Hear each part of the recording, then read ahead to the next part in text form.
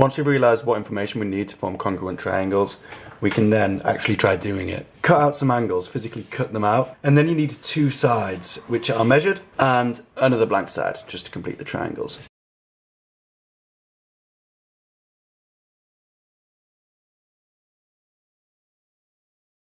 Form a triangle which has an angle of 50 degrees, 60 degrees around the side, which is 6 centimeters. So 50 degrees, count out 6 centimeters, and then put a 60-degree angle there.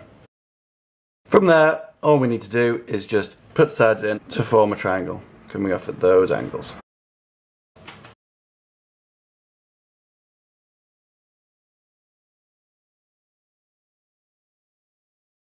Form a triangle which has a side of 8 centimeters, an angle of 60 degrees, and another side of 5 centimeters. First, we start by putting our angle in between two sides. We need one to be 8 centimeters. We also need one to be 5 centimeters. Then all we do from there is we join those up, and we have our triangle.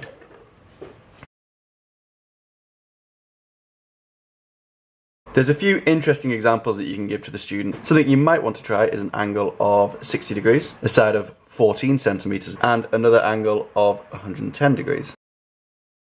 Doesn't form a triangle. Does this mean that this triangle won't work? Is there a reason why this won't work? The answer is that it will work. If these are extended, they will eventually meet. What about a triangle with a 6 centimeter side, 140 degree angle, and 110 degree angle? Again, this doesn't form a triangle. Is this the same situation that we had before? Is it different? Another interesting one might be, what happens if I've got a 110 degree angle, a 70 degree angle, and a side of 7 centimeters? At this point, we can talk about the differences between the last three examples.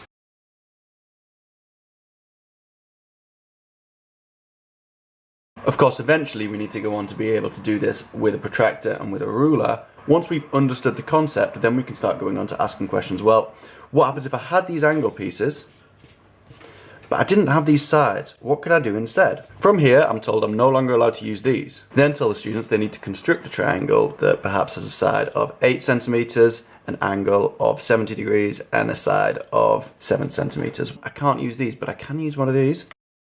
I need a 70-degree angle. So once I've got this, I can draw my 7 centimeter line. And from there, I can join them up. What happens if I have an angle of 50 degrees, a side of 7 centimeters, and an angle of 90 degrees? I draw my 6 centimeter line. I can put in my 50-degree angle, but I don't have 90 degrees. Unless I do that. Well, if a ruler replaced this, what could I possibly use to replace this? Students should already have used protractors, but if not, this is a point where you're going to need to stop and you're going to need to introduce a protractor. From there, give the students the challenge of forming a specific triangle. It might be a side angle side, it might be an angle side angle, where they're only using a ruler and protractor. The important part of this is that we start with these to develop the conceptual understanding of how we construct side angle side triangles and angle side angle triangles without the practical difficulties of using a ruler and protractor. Once we understand the concept, then we can start using these. The conceptual knowledge should be so deep at this point that the only difficulties here are using the ruler and using the protractor.